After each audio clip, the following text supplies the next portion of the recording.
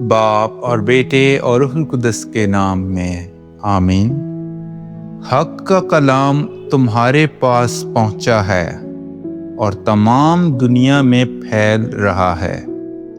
ہمارے لیے آج کی تلاوت مقدس پولس رسول کا کلسیوں کی کلیسیا کے نام خط، اس کا پہلا باب اور اس کی پہلی آیت سے لے کر 8ویں آیت تک۔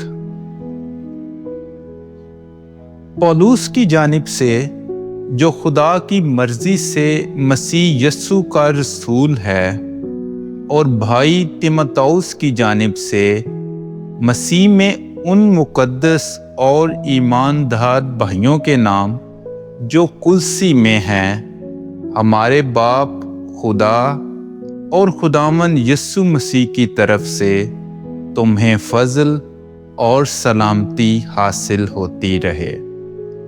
ہم تمہارے حق میں ہر وقت دعا کر کے اپنے خداوند یسوع مسیح کے باپ یعنی خدا کا شکر کرتے ہیں، کیونکہ ہم نے سنا ہے کہ تم کس طرح مسیح یسوع پر ایمان اور سب مقدسوں سے محبت رکھتے ہو، اس امید کی ہوئی چیز کے سبب سے جو تمہارے واسطے آسمان پر رکھی ہوئی ہے، اور جس کا ذکر تم اس انجیل کے کلام حق کے ذریعے سے سن چکے ہو، جو تمہارے پاس پہنچی ہے۔